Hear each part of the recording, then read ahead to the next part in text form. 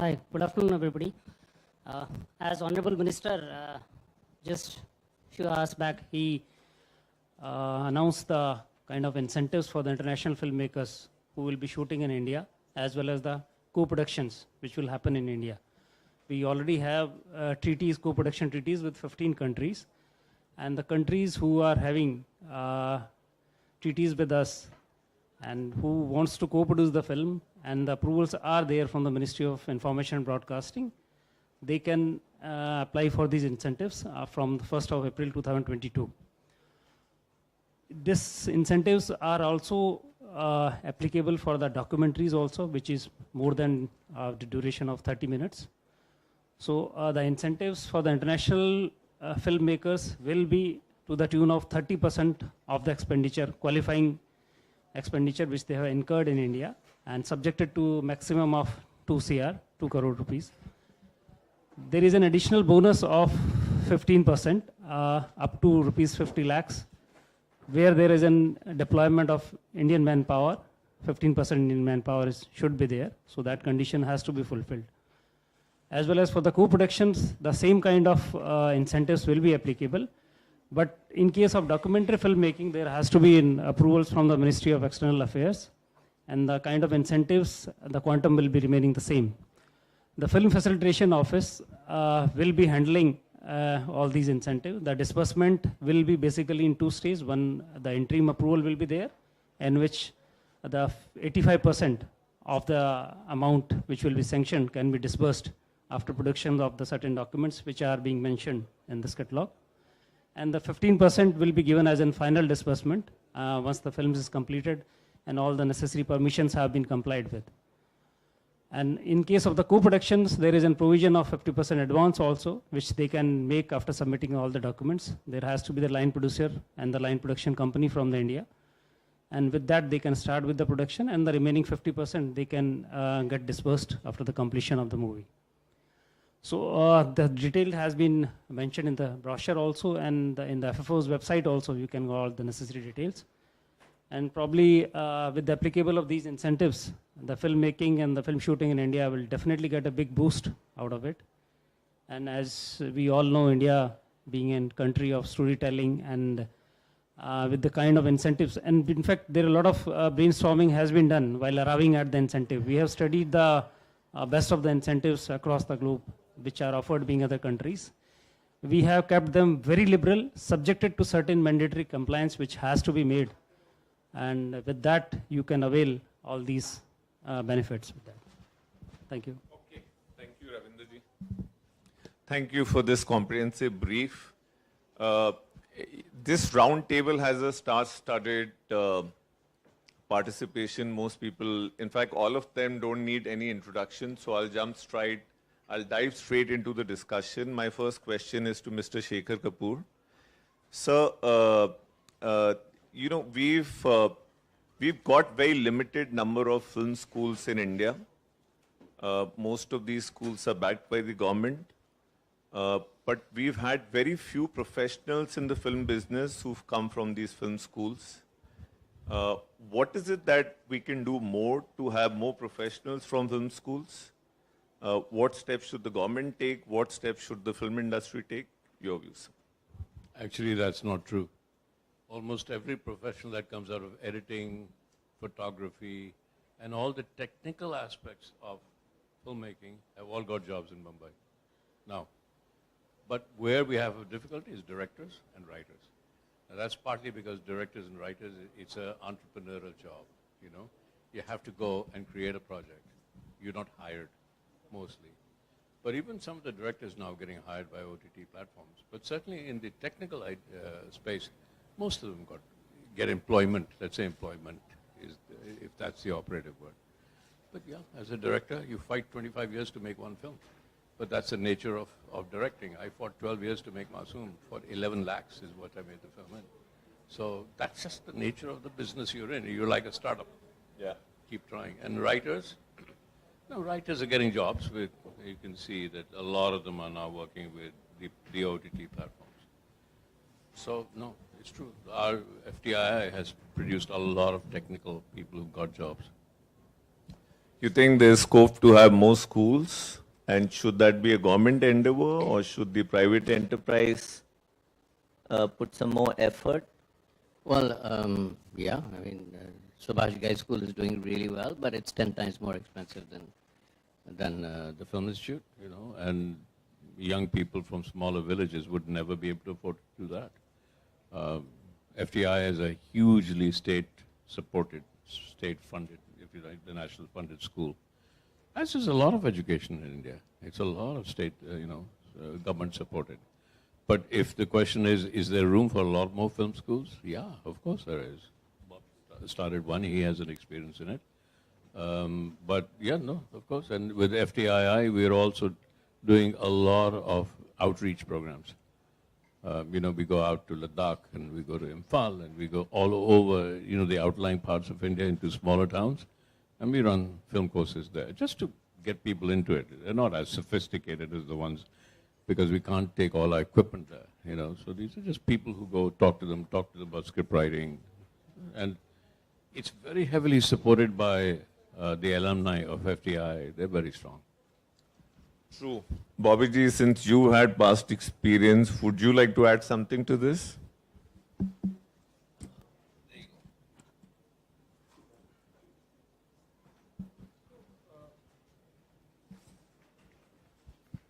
Yeah, so all education in India is both private funded and state funded. It's not just FTI. Law colleges, engineering colleges, there's space for both of them. But I would agree with Shekhar completely that nobody from FTI, except for a director, because you can't hire a director straight out of school. But nobody from FTI, and in fact, most technical people have a job in their final year. They're actually doing their project in FTI and they are working as assistants with cameramen. But it's a bit, our sector is unorganized, so you can't spot it. But every cameraman's assistant is either FTI from Chennai school, editing school or whatever. They're all technically very sound. And there's a lot of space for private education in this. And I think, like in any sphere in India, I don't doubt that more schools will help. And I don't think it should be government funded. Government, if at all, wants to fund these things, they should put up a nice scholarship scheme. That this is the school, if you can't afford Subhash Ghai School, and you are genuinely qualified and there's a criteria that you meet, then the state can help you achieve that. But there's no sense in the government, starting a business activity, stopping business activity. I mean, that's a big country, there's enough to govern in it in any case. Makes sense. So more private effort. Yes, sir. Yeah, so sir. Yeah, I think a very important issue has been raised regarding the education in filming. And as we know, and Mr. Shekhar Kapoor is the director, is the chairman of the FTI, which is one of the most renowned film institutes of the country. And there is another which we are running at Kolkata called SRFTI. But as was being said by Mr. Kapoor as well as Mr. Bedi, that government can go only so far and not beyond, because it is not really the job of the government to continue education in filming.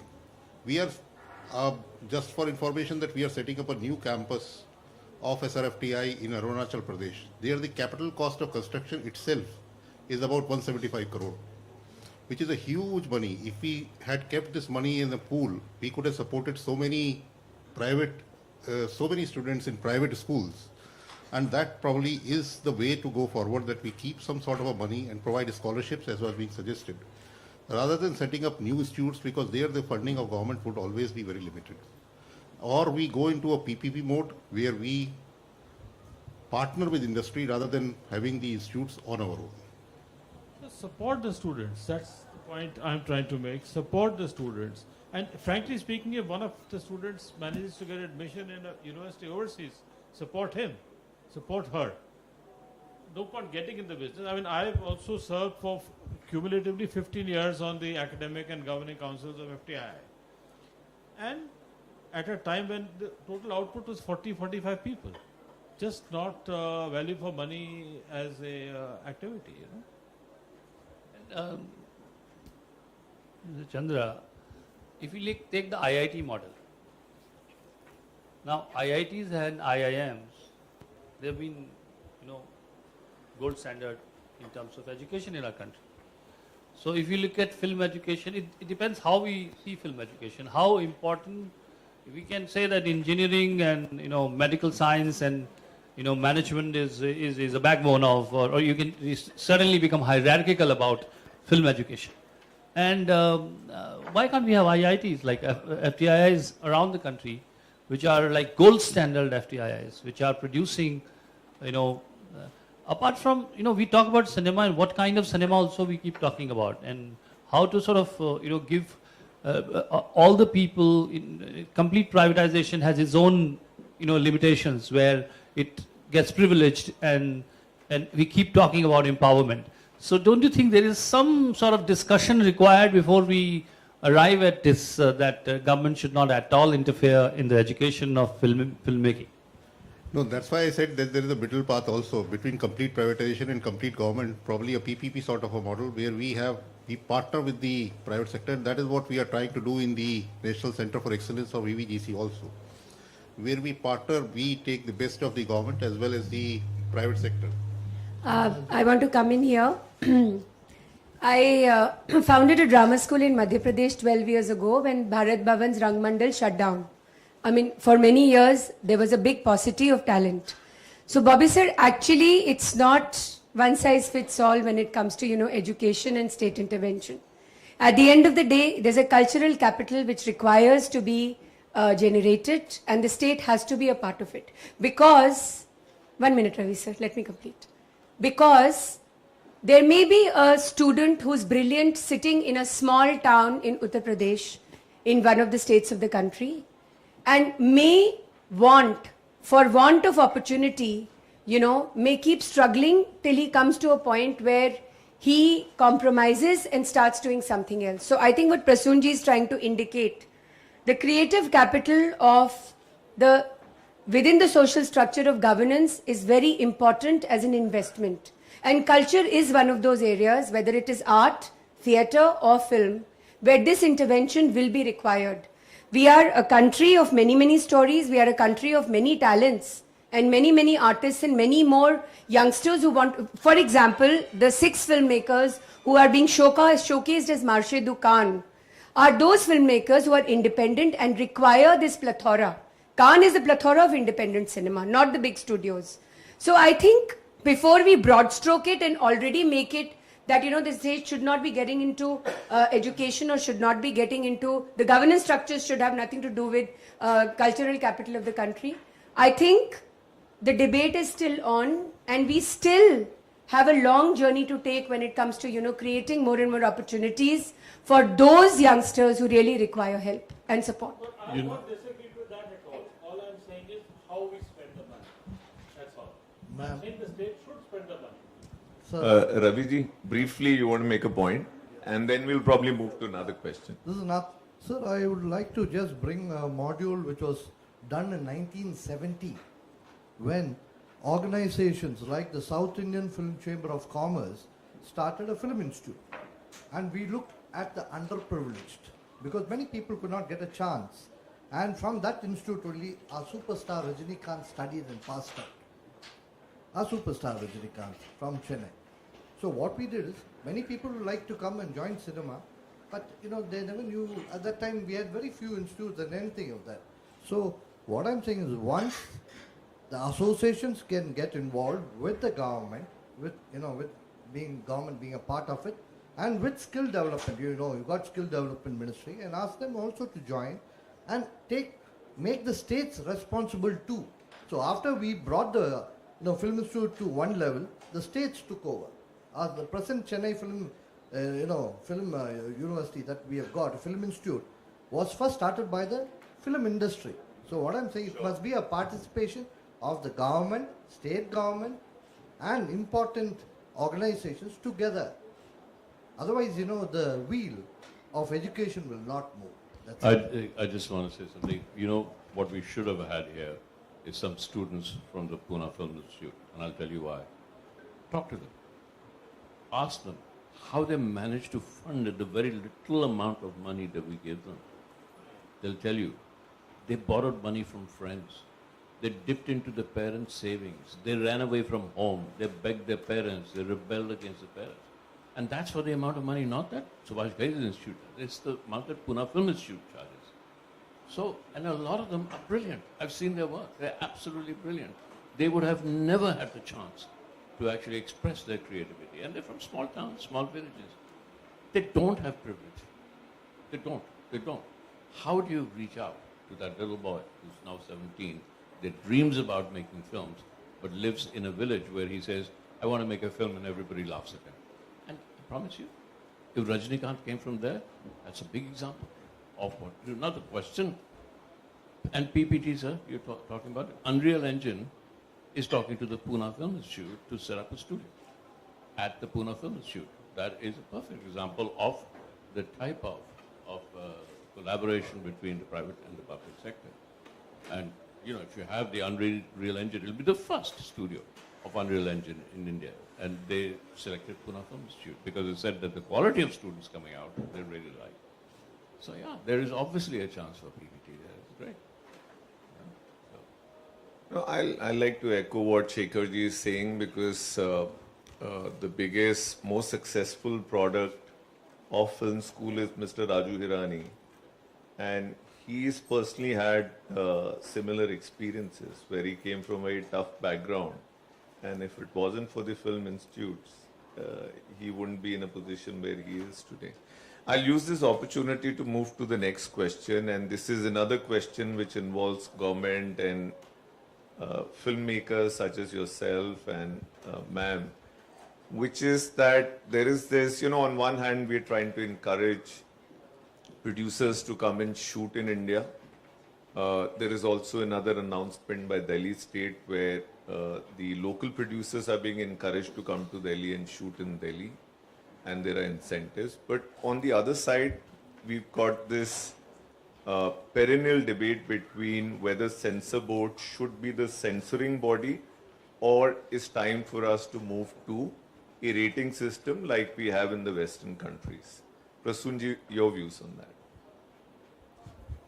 Well, I think we have debated that enough, and the fact that the way we call it CBFC, it's a certification board. We, unless, and there is a lot of, back and forth on that. And as you can see that there have been a lot of initiatives we've taken from our side. First of all, you should understand that the body I head is an implementation body. It's not a policy making body. So Apurva ji and Neerja ji are the people to talk. They are the people who are and where the changes, if they are to be done with times. But I think there has been no, it's not that the dialogues are not. Since I have come, I've made sure that we sit on the table and we keep talking. And then you as you can see, from your own experience and the filmmakers, that there's less noise about it, they're less concerned about how the body is functioning to the optimal, whatever is allowed in the process, the way the guidelines are. They're trying to best implement. The officers, CEO of CBFC is here, Ravindraji. So as far as the intent of the body is concerned, is to mostly go for certification, barring the cases which will concern you as well, many others also, and it should be when you live in a country and there are certain things that are important for you. Barring those, I think the certification process has been very smooth. We've tried to, because I believe that जिसे कहते हैं विवाद और संवाद, एक तरफ विवाद है, एक तरफ संवाद है. विवाद से कुछ नहीं होने वाला है, संवाद से होने वाला है, और संवाद से हुआ है, संवाद से ही हुआ है. जब आप बैठते हैं और एक फिल्म के सर्टिफिकेशन बोर्ड में बैठते हैं, India is a complex country, there are various जब when a filmmaker makes a film, makes with a good intent, tries to express himself or herself. I never saw things from this vantage point before. But एक नदी बह रही है, तो जो नदी के तट पर बैठा है, the river is flowing. I'll speak in English so that everybody. So the flowing river, somebody who is fighting with the waves of the river, for that person, the river is aggressive. You ask the person, how do you see the river? Say, very aggressive. The water is coming on me, gushing on my face. And someone who's meditating, in India we meditate next to the river, trying to look at the river and meditate. For him the river is very calm. It's very calming water. Same water, same river, two realities. Vantage point changes. So I think that's all we do. We look at the vantage point, the filmmaker comes from a certain vantage point, the society comes from a different vantage point, we keep debating that. It's a constant process. See, the process is very important. If there is no process, there is no friction, there is no voice. It always will come with a certain dialogue. And dialogues are very important in a society. That's why filmmaking is important. When you write a book, you don't expect placidity out of anything. You require a certain, what I call it, imagination to be born out of it. And that's what a constant evolution of society. The fact you're asking how the body should function is also part of the process. So I think we are going through the process and we'll all settle. In OTT we heard voices, we said how it should be. So a lot of people said it should all be under one, the Film Association only from South came to us and said that it should be all under one rule for everyone. It can't be that, one set of, film people are getting to see different rules, others are different. If there is a regulation, it should be similar. So I think there has to be constant churn and constant new mediums are challenging our thinking. Every day there is a new medium which is born.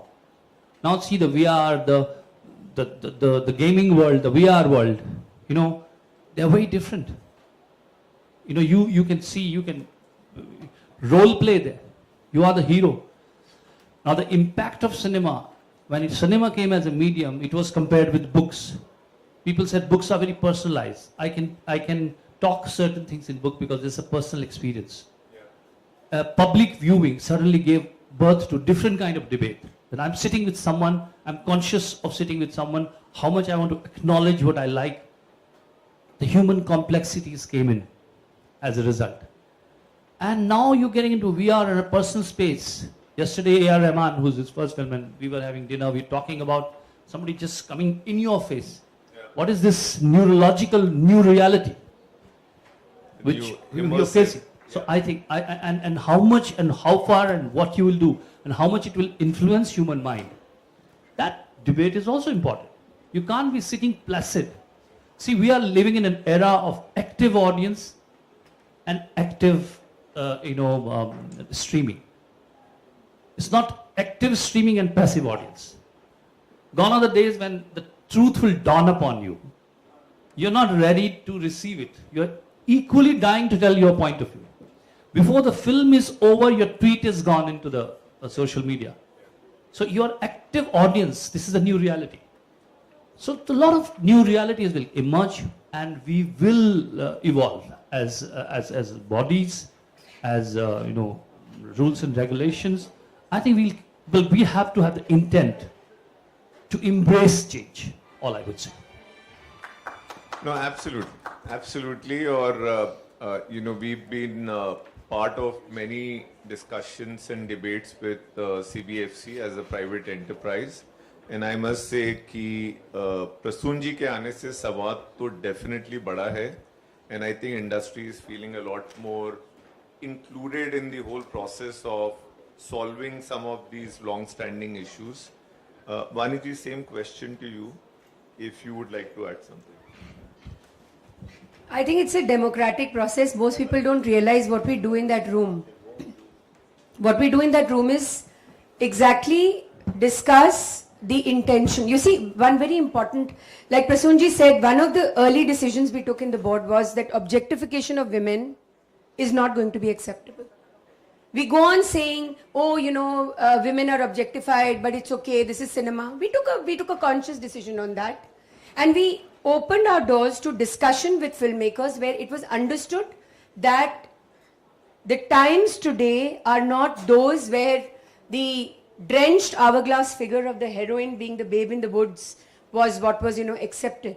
So what he's talking about in terms of evolution, as society has evolved, as societal norms and influences have evolved, so has the process of certification. But what is very important to understand in the past 3 years is that there is an open line of discussion with the people who are creating that content.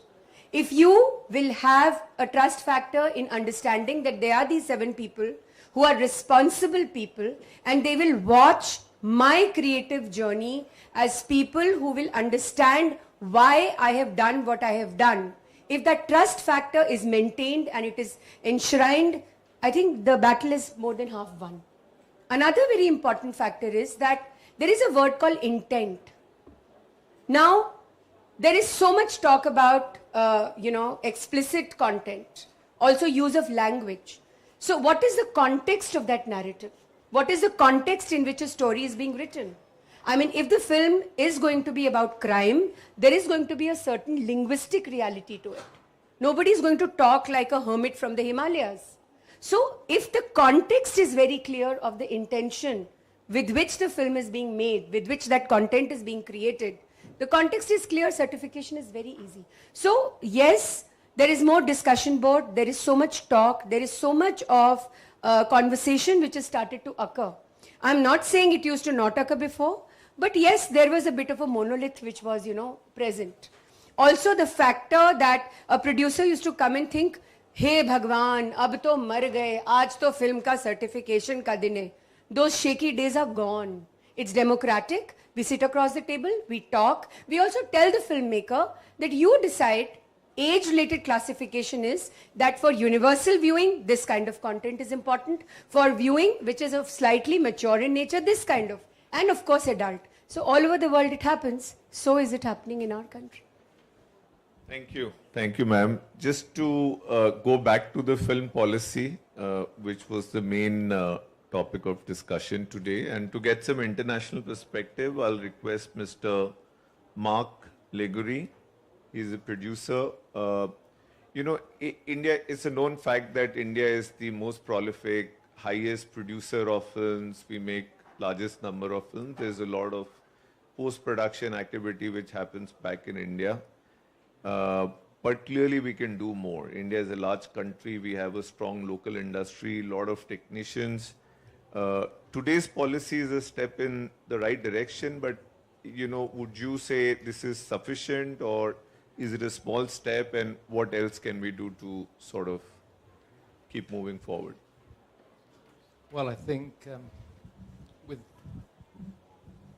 the introduction of the lottery in England back in the 2000s, when there was a huge amount of money being pumped into the industry, and there were incentives to invest in film, that's a great case history to look at, because it really just unleashed, literally just increased a lot of production. And I think would be a good idea, well, in my humble opinion, to speak to the BFI, because they're dealing now with film funds from the lottery they give to filmmakers. And I think that's a great area to look into, how what you're going through now is what they've been doing on and off. But on the issue of getting new people in England, many, many years ago, they used to give grants. And as Mr. Kapoor said, there are fine people in all areas that really need the money. And I think grants is the way forward. They did this after the war in England. They started giving money to people that were very in need of money, and it unleashed a massive amount of talented people. And it only stopped really when Mrs. Thatcher came in the 80s, and that started slowing down, and it stopped for most people when I finished college in 97. And it's drips and drabs, just small amounts of money going through. But the grant system, it will change everything seriously. You've art schools as well, I expect, in India. That's another big thing in England they had, and that got reduced in the 80s as well. And that will really change things, in my humble opinion. You need the wall of money. You need that money to just go into the to the towns, into the countryside, all over. Because that's where talented people, they're everywhere, talented people, from everywhere. I Thanks. studied filmmaking and in India, and a big influence on Sanjit Ray, just incredible, and other filmmakers. And that's it, just it's money, just to fertilize these people, just to bring them into the schools. No need for loans, but to have money from the government. Or Got even- it. So you're saying money is a big Money is the incentive, big and incentive. that will. Money is that. And maybe some loans should Sure. top up. Some loans, Sure. but not much, because you don't want them to worry about paying off loans. They need to be secure and happy, just focus on the work and just to get on. And online as well. Maybe their masterclasses that can be streamed from film schools. This is what was happening in America. In Russia, they were doing radio programs to teach people in the outer areas. And that's another area as well. BBC did a little bit of that. In France, they showed, they played the Hitchcock and the Truffaut recordings. They helped some filmmakers here as well in the 60s. It's basically knowledge. You just need a lot of knowledge going into those areas, and financial as well. Got it. Thanks, Mark. That's it. Thank you. Mr. Dan Wallman, same question to you, sir. Is money the only catalyst, or do you think India, and we've got one of the most senior officials from the governments on the dais, so is there anything else that the country can do, private participants in the ecosystem can do to encourage more, more work in India coming from overseas markets? Obviously, giving these big incentives is very meaningful, and I wonder if, let's say, certain states, like Jharkhand, which also gives incentives, do you get their incentive, and on top of that, the government incentive? And I'm just interested. That's one question. I think that we are a small country, 9 million people, and we have a co-production deal with India, which I think is there already for a few years, but I think nothing happened. Nothing happened with it. And the thing is, I know there are a lot of talks and there are a lot of plans, but I think that there is another way of doing it, okay, that could maybe add it to these incentives.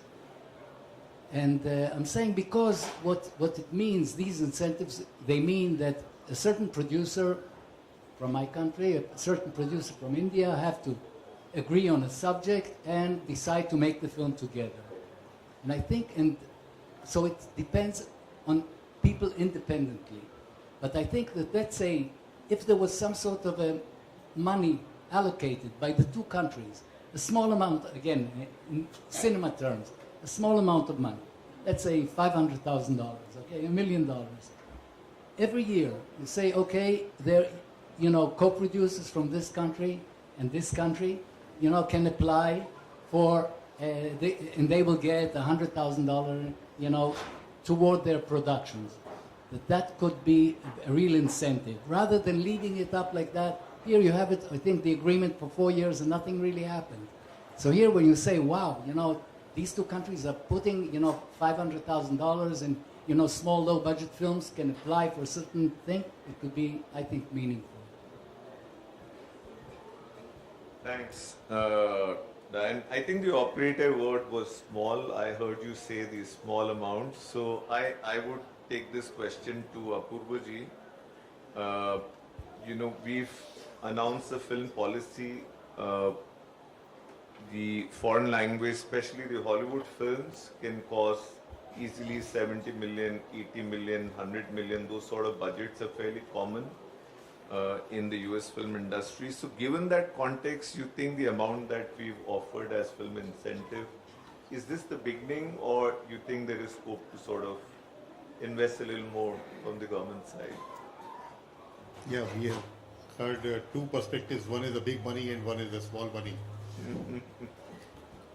But today, as the incentive policy has been announced, and as was just been said, yes, the co-production agreements have been there for quite some time, but they have not really gone ahead, because this incentive policy, which was in the works for quite some time, and that was not really finalized. But today now, since it has been finalized, the procedure of how the incentives will be given, that also is finalized, that is on the website. And we have tried to keep the procedure as simple as possible. So now we look forward to more and more co-productions happening, because this co-production, it must have been dormant because there was no incentive per se from the Indian side. But now since these are there, we expect that more and more productions will come in. And in India, as you mentioned, that there are state incentives on top of the government, the central government incentives. UP government gives a huge incentive. So many other governments give huge incentives of their own. Along with the your country incentive, our country incentive, the state incentive, I think it will work out to a substantial amount of sum. Yes, it may not be enough for a Hollywood blockbuster which is costing $70 to $100 million, but then those films are made on their own steam. I mean, they are targeting a box office of their own, but taking the feedback from Cannes, we will work on some flexibility. In case there is a very big film, we will look at some flexibility also, because we have just announced the film. Let's see how this policy functions over the next 6 months or a year, how many people come forward. And I can say that there is no dearth of money. I mean, we have kept a budget of financing. The budgets are available, the money is available with us. Not only with one country, we can finance co-productions with several countries at the same time, and money will not be a constraint from our side. Thank you, sir. Mr. Ahmed, this question is for you. You've been in business for a while. So, in terms of perception, India has always been an inward-looking market. We've got a huge domestic market, and we, more often than not, we've been successful monetizing our films in the domestic market. We've been satisfied with that. What is it that India could do, filmmakers, producers could do to take films outside of India, have a global perspective, crossover films? We've been talking about it for a while, but, very tough to remember the last film which crossed over to the international markets coming out of India. What's your comment on that, sir? Thanks for the question. It's a really good question, and lot of answer is there. Long time takes time, but I make it very short. I am 57 years in industry. I used to come here in 1973, and there was not even one single Indian movies. And those time I used to bring Dubai black and white movie, 35 millimeter, and after releasing in the capital, and villages, damage deterrent, side cut, oily, scratch, used to bring in garage, put in garage. There was no cinema in Dubai. Now it's more than 500 screen. So the things that time, they enjoying that, those Indian, African, Asian, Iranian Arabs in Dubai, they're loving Indian movie. Indian movie was #1 in Dubai when I was there, 1964. And I used to bring, even after that I started South Indian movies, I found out they have good subject. For me, language no matter, the film should be connected with the audience. This is what more important. Sometimes bring very big picture, but there is not good content, we are losing as a distributor and exhibitor. But sometimes bring a small movie, for example, South Indian picture, a small budget movie, maybe as mentioned, $500,000, so made about better than Shah Rukh Khan picture. Content should be more important. Bring in, for example, South Korean picture, bringing this Parasite, a small movie but made money. Because language today, no problem, because the world became very smaller now. The all culture, there is brain buyer. When you have good content, no need to even spend big money. Good content, but not easy. The time of mine, when you wanted to screen the film, you should carry about 50, 60 kilo equipment. You have idea, many do have idea.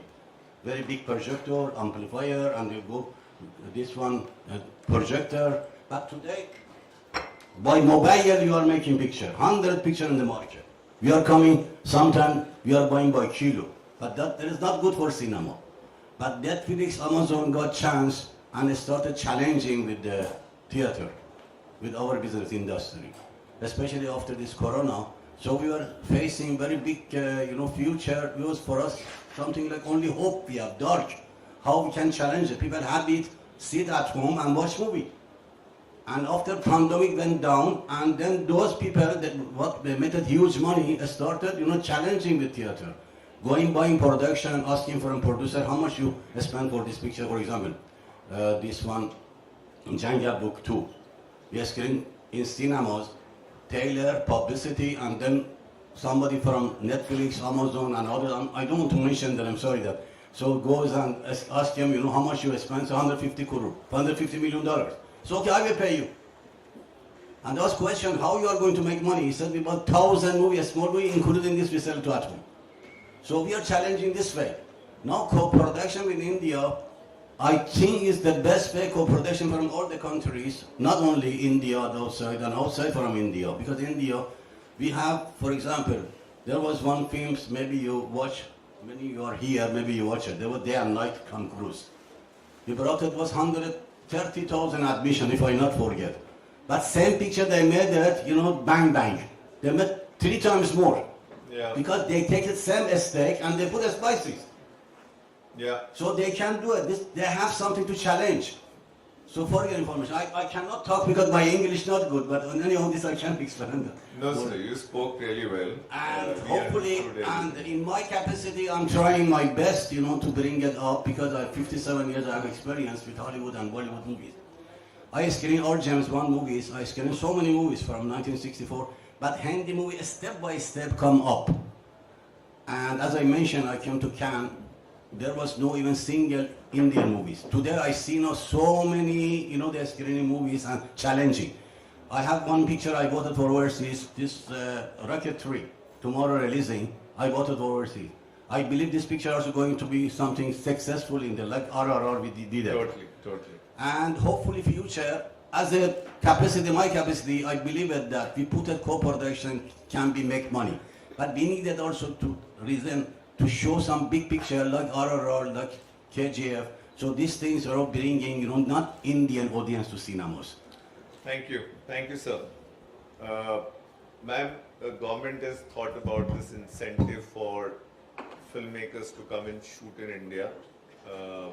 Last 2 years have been extremely tough for the local business. You've been part of a lot of meetings, discussions, you've been extremely supportive.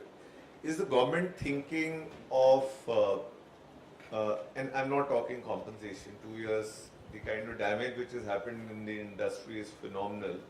I don't think any sort of compensation would help, but any support, any incentive for the domestic industry coming out of this pandemic, is the government thinking anything in that direction?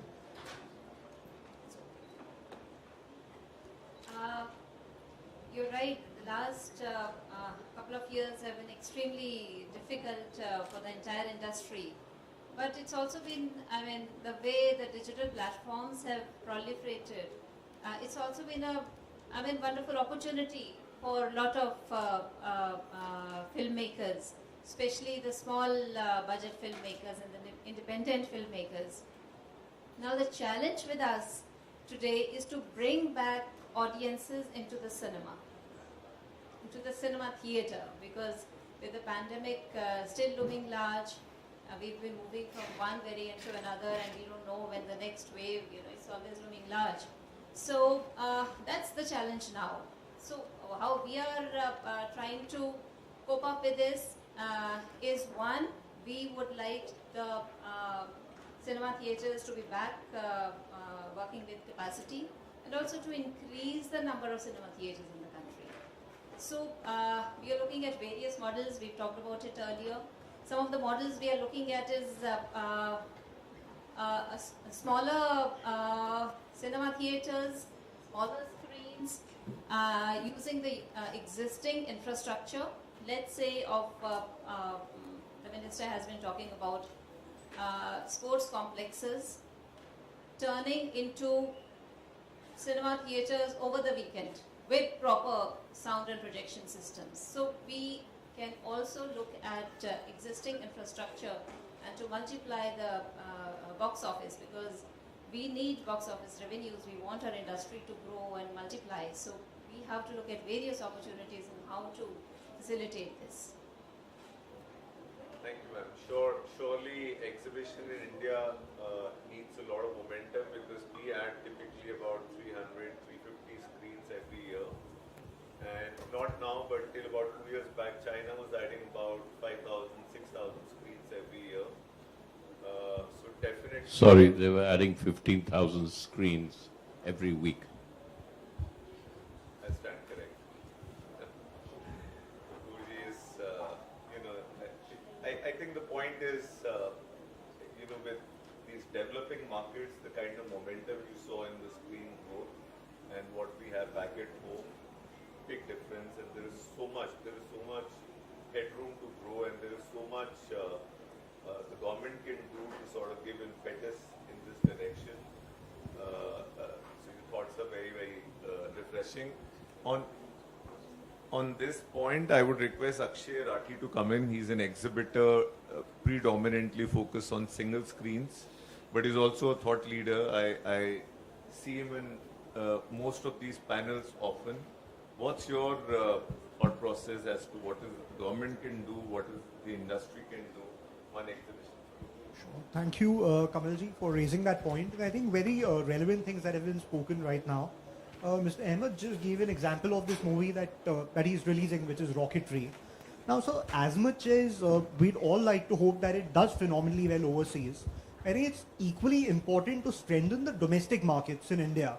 And I truly believe that Indians as people are extremely enterprising, and we find a way to really function and to, to make successful businesses if there's a degree of consistency in policy. And for more content production to happen in India, I think the most logical thing to do is to optimize its monetization in India itself. And for that, like ma'am said, possibly creation of more screens and not marginal, increments every year. But we really need to look at a paradigm shift, because the 9,000 odd screens that exist, so Kamalji said we add about 300 every year. But if you look at the statistics over the last 5 to 6 years, we've still been in that 9,000 to 9,500 bracket, because as many screens have also shut down every year. Yeah. Primarily independent screens and single screens.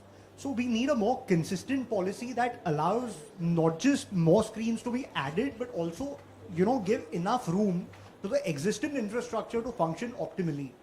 And one thing that really can be done, and it's great that CII, FICCI and the IND Ministry are here. One role that can truly be played is to simplify the decision making and the policy process that actually fluctuates between so many levels when it comes to cinemas. So we've had multiple meetings with the IND Ministry. They've been extremely supportive. But where we hit a roadblock is that a lot of the purview of cinema rules actually fall under various states. A lot others fall under municipal corporations. So this mesh, if it can be, streamlined a little better, I really think that we can, really have a paradigm shift in the infrastructure growth, and that will, I'm pretty sure, incentivize more content to be made and monetized a lot better. I think this is a topic which should be discussed back in Delhi or in Mumbai, because there is so much to be done and there is so many points that the industry has.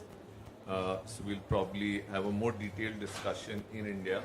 Anupam, you've been, Australia has been a growing market. In fact, there used to be a time when Australia used to be a non-existent market, but of late, Australia has become almost 10% of the overall overseas market for Indian films. Why is that happening? Because clearly Indian diaspora is fairly small in number there, so clearly there is a lot of crossover audience which is coming for Indian films. Any perspective you'd like to share?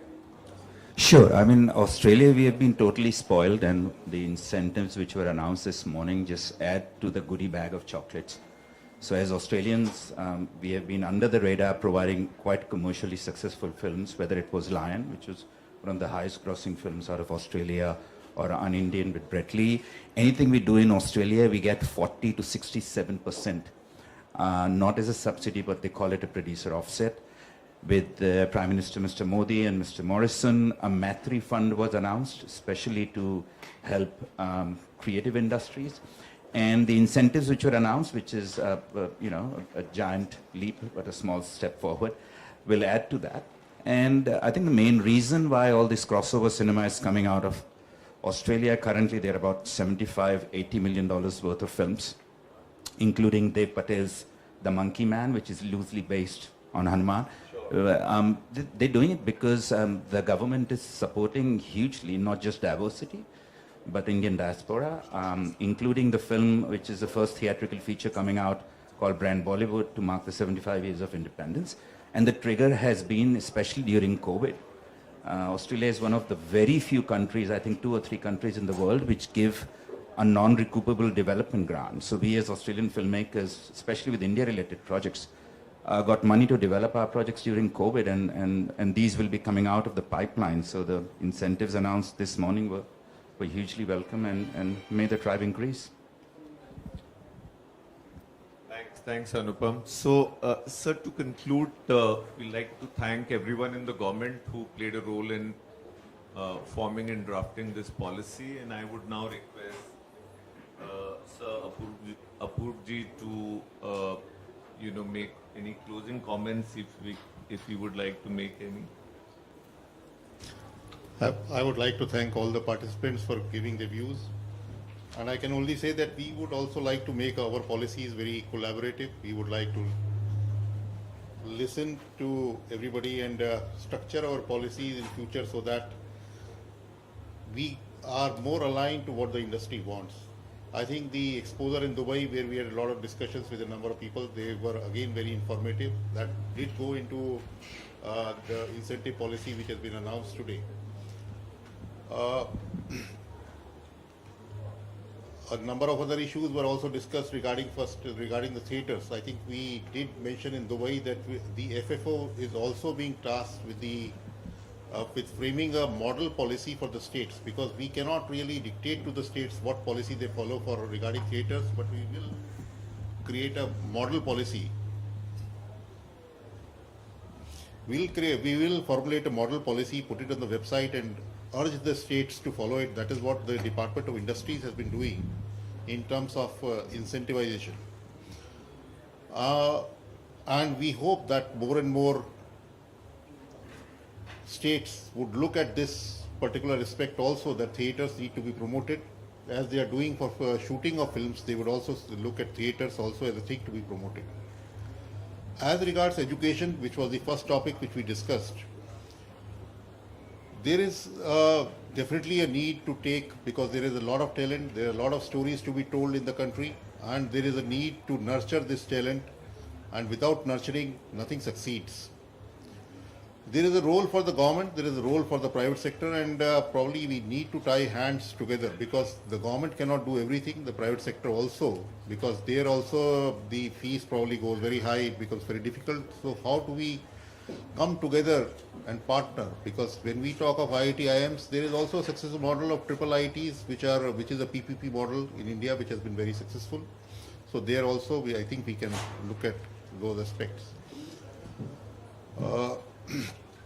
The incentive policy has been announced today only, and as was mentioned now, this has been made retrospective to the effect that from 1st April, whatever be the films which have been permitted, they will be a part of the incentive policy. We have included documentaries, we have included TV shows, we have included OTT or any such platform where creative content is created in India. And the objective of this policy is that more and more of our people in the film industry get work, and they get employed and their work gets seen throughout the world. So with that objective, let's see how this incentive policy works. We look forward to your feedback. We can restructure this policy, and as I said, there is no dearth of money from the government, no dearth of will of support from the government, and we look forward to nurturing more and more independent cinema. In between, there has been some hiatus, because NFDC has not really put in money into independent cinema. There again, we have allocated funds to NFDC. NFDC will start its funding activities again, and we look forward to more and more independent cinema coming out of India, participating in the competitive section of Cannes in future. Thank you. Thank you, sir. Very reassuring and very well summarized. Thank you, everyone.